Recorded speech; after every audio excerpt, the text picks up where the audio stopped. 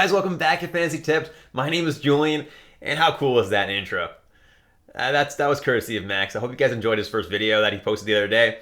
Today I'm sporting my Fantasy Tip Christmas shirt that you can get for yourself or someone else that's a fan of the show on fantasytip.com. Go ahead and check that out. Now, let's get into the episode now, and let's start with the schedule for this coming week. All right, and as you see here, guys, on Monday we have 8 games, Tuesday 8 as well, Wednesday 7, Thursday 8, and then Friday 13, and there are no games on Saturday and Sunday because that's Christmas Eve and Christmas Day, and the NHL lets the players go home and spend Christmas with their families, which is actually pretty nice of them to do. Other sports like football don't do that.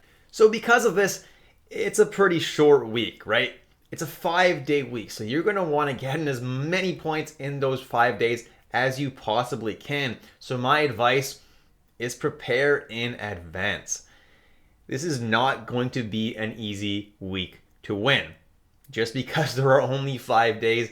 Now, as you can see here, guys, the off nights are really not important this week because almost every single night has the same amount of games in them, except for Friday. But every team that plays more than 2 games has a game on Friday. So there is no team that has that favorable of a schedule this week, unfortunately. But there are a few teams that have a little bit of a less favorable schedule. Those teams are Buffalo, Chicago, Minnesota, New York Rangers, Pittsburgh, San Jose, Seattle, and Toronto. Now, those teams all only play 2 games. Most of these teams are not too bad to own this week because the 2 games that they play don't include the busy night of Saturday. But for Buffalo and Chicago, one of their 2 games that they play this week are on Saturday. So it's really not so good for their schedule specifically this week. Now, jumping into players that I suggest picking up now. And first on the list is Blake Wheeler of the Winnipeg Jets, still playing incredibly well on that top line with Scheifele and with Perfetti, is shooting the puck a lot, and is overall looking like a great player to have on your team. This might be your last call to pick him up. He's already 67% rostered, so there's a good chance that he's already been picked up in your league. Then I have Brian Rust, 61% rostered, and yeah, he did start off the year very, very, very slowly. It was very cold, but seems to be finally heating up. He's someone that can make a huge difference on your team. So if he's still floating out there, definitely make sure to add him now. Travis Konecny has been amazing all year round. Been Philadelphia's best player, been scoring points every single night. I'm shocked that he's only 60% rostered. Then Jake DeBrusk of the Boston Bruins playing on the top line with Bergeron and with Marchand, and he has been playing very, very well all year. And then there's another guy in Boston who's also doing very well right now, and that's Taylor Hall. Looking pretty electric on the ice, also a decent grab if you want to add him. Then I have Michael Bunting of the Toronto Maple Leafs playing on the top line with Matthews and Nylander, and he's starting to heat up, guys. Last year around the same time, Bunting started to heat up, and he was great for the rest of the year. So if you can grab him now, he could be a season-long hold for you. Going to be pretty good down the stretch. Then I have Mr. Bipolar Andrei Kuzmenko of the Vancouver Canucks, 46% rostered, and he has so many ups and downs. It's absolutely crazy. He'll go on such a good hot streak, scoring so many points for 3-4 games, and then he'll take 3 or 4 games off and just do absolutely nothing. It's kind of frustrating, but right now he seems to be on a hot streak. Not sure how long it's going to last, but he might be someone that you have to hold even throughout the cold streaks because the hot streaks are just so good. Then I have Kevin Hayes of the Philadelphia Flyers, 35% rostered, and Kevin Hayes, just like Travis Konecny, has been one of the 2 best players in Philadelphia this year. He's been incredible, scoring points almost every single night. He's a top 100 player in a lot of leagues, and I'm shocked that he's only 35% rostered. Yeah, I know he's a natural C, so he's not that valuable in terms of positioning, but the points are coming in. Then I have Seth Jarvis of the Carolina Hurricanes, 30% rostered, and he seems to be heating up as well, playing on the second line with Teravainen and Kotkaniemi. Not the best deployment in the world, but he's a pretty talented player, and he had a pretty cold start to the year. But it's good to see him finally heating up. Then have Alex Killorn and Anthony Cirelli of the Tampa Bay Lightning. Killorn's playing second line with Paul and Stamkos, and Cirelli's playing on the third line, but that hasn't stopped him from getting points. Now, the reason I'm suggesting these 2 Tampa Bay Lightning players is because Tampa Bay plays a set of back-to-backs on Tuesday and Wednesday. And upon going through my personal fantasy teams, I found that I have room on those 2 nights. I don't have room on Mondays for whatever reason in a lot of my leagues, but I do have room on Tuesday and Wednesday. And that might be the strategy that you want to employ this week, is grab a guy who plays a back-to-back set like Monday, Tuesday if you have room for that, and then once that back-to-back set is done, swap that guy out for another guy who plays a back-to-back set like Wednesday and Thursday. That could work for you. And Killorn and Cirelli do have a back-to-back set on Tuesday and Wednesday. Same with the next guy on this list, Brandon Hagel also has that back-to-back set Tuesday, Wednesday. Same with Dawson Mercer. And these two guys, I'd rather grab them than the previous two guys I mentioned because they're a lot hotter and they're both getting top power play time, which the other two guys are not. Definitely some good adds there. Then I have Jared McCann at Seattle Kraken, and he's still playing with Beniers and with Everly on that top line, and he has been producing kind of under the radar because he's not really being picked up in a lot of leagues, but he's definitely someone that you might want to look at because he's playing very, very good. And I have Jack Quinn of the Buffalo Sabres, and he was one of my favorites to win the Calder this year. Obviously, he started off the season very, very slowly, but he seems to really be heating up now on that line with Cousins and Peterka. And you may want to grab him now and stash him because if he does explode, you could be in for a lot of points down the stretch. Then I have Cam Atkinson, who still isn't playing hockey for whatever reason, been medically cleared, should be back soon. If you have room on that IR or IR+, I highly recommend throwing Atkinson on there because he definitely could be a difference maker for those of you in deeper leagues. Now taking a look at some guys for deep leagues, Jack Roslovic is my first pick on this list because Jack Roslovic has that back-to-back set on Monday and Tuesday. So if you have room for a centerman on Monday and Tuesday, he is a fantastic addition because he's playing some really good hockey right now, getting top power play time and second line time with Patrick Laine, and that line is very hot right now. Definitely recommend Jack Roslovic if you can fit him in your lineup those two nights. Then Connor Sherry's playing on the top line with Ovechkin, and Ovechkin is very hot right now. Scored a hat-trick the other night.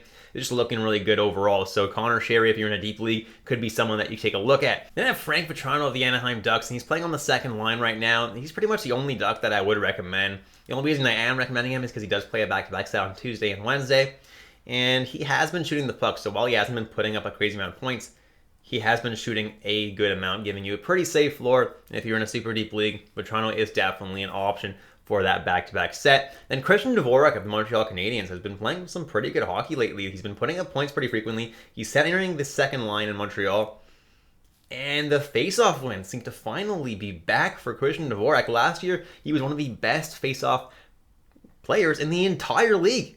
He really was, and the face-off kind of seemed to have tapered off this year, but it looks like over the past few games, he's been winning a whole lot of face-offs once again. If that continues off in leagues where you need those face-offs, Dvorak is very valuable, and he's available in 98% of leagues. And then last but not least, I have Josh Leivo of the St. Louis Blues. You can also consider Brandon Saad. Those two guys play on a line with Ryan O'Reilly in St. Louis. They haven't been too bad this year. Not my favorite options, but if you're in a super deep league and you're looking for guys that do have that back-to-back set on Monday and on Tuesday, just to put two games into your lineup, Leivo is not a terrible option for that. Jumping into defensemen, and there's no surprise here, guys. I've had Chychrun and Gostisbehere on this list for so many weeks now. They've been very good together in Arizona, getting plenty of power play time and putting up plenty of points. Definitely guys that you want to have in your lineup. So if they're out there on the waiver wire, go ahead and grab. Same thing with Noah Hanifin, over 66% rostered now. I don't think he's going to be available for me to put on this list next week because he's doing very well, putting up some very solid peripherals, putting up points pretty frequently. I think he's going to be over 70% rostered next week. Then Rasmus Sandin up to 48% rostered, and obviously with Morgan Rielly out, this guy is manning the top power play with Matthews, with Marner.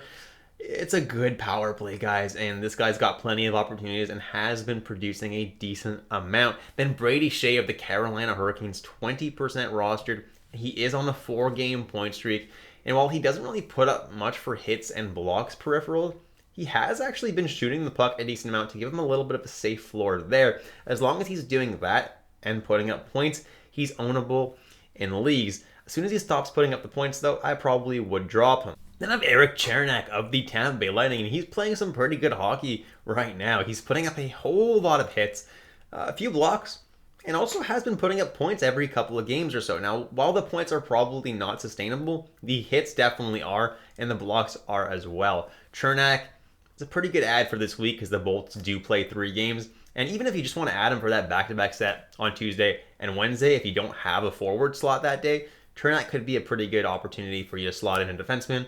And if you're in a Cats league, can help you get some hits and some blocks. Then we have Adam Boqvist of the Columbus Blue Jackets. And on December 12th, we finally got an update on him. Apparently, he resumed skating the week before and could be back within the next week or so to put back into your fantasy lineup, guys, and he should man the top power play in Columbus when he gets back, and he is a much better player than Marcus Bjork, who I have later on this list.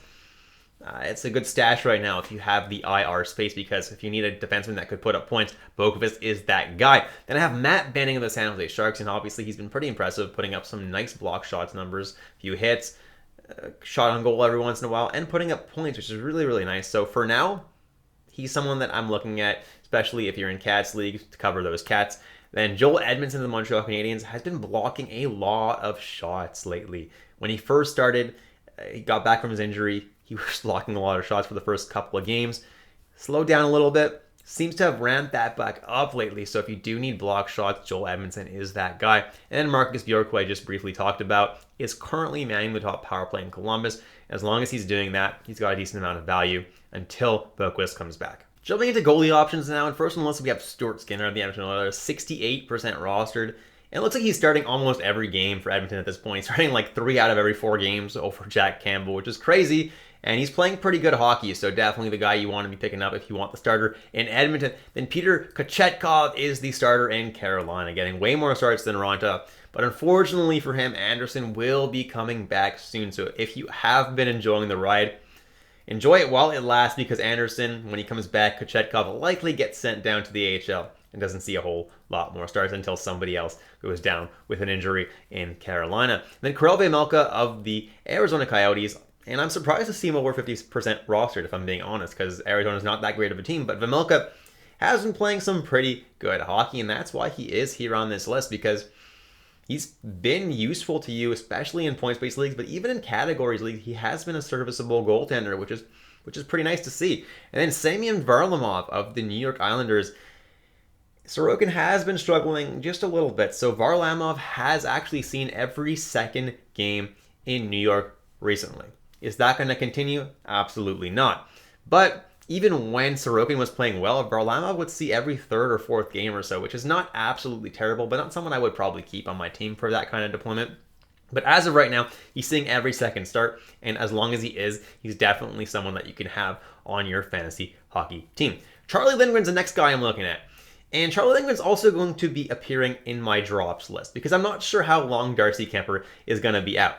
If he continues to be out, Charlie Lindgren is an absolutely phenomenal guy to be having on your team. He's playing some really good hockey and is getting you wins.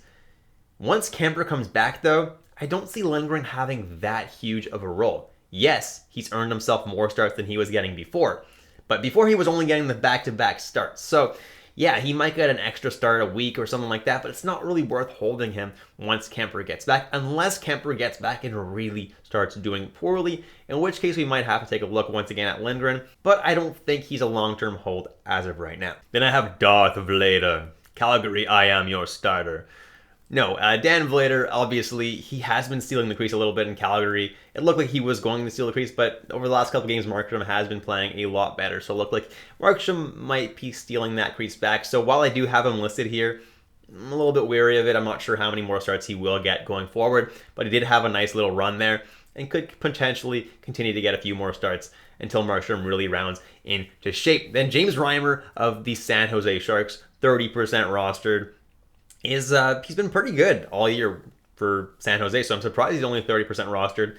And I'd grab him definitely if you're in a points-based league. He is the starter there in San Jose. He's much better than Kaapo Kähkönen, and he's going to continue to see the bulk of the starts there. And then Spencer Martin of the Vancouver Canucks, with Demko injured, Martin is the guy there. Obviously, he hasn't been that amazing, but he is the starter, seeing every single start there. So if you need a starting goaltender, especially in a points-based league, Martin is not the worst option in the entire world. Then Philip Gustafsson of the Minnesota Wild has been playing better hockey than Marc-Andre Fleury lately. And while I don't expect that to continue long-term, Gustafsson is definitely a serviceable option short-term because he seems to be getting every second start for now. If Fleury goes out next game and has an absolutely incredible game, I don't think Gustafsson is going to get the next start. I think Fleury is going to continue to see starts. But if Fleury goes out and plays another poor game, Gustafsson definitely could see the next start once again, and that could make him a serviceable option in deeper leagues.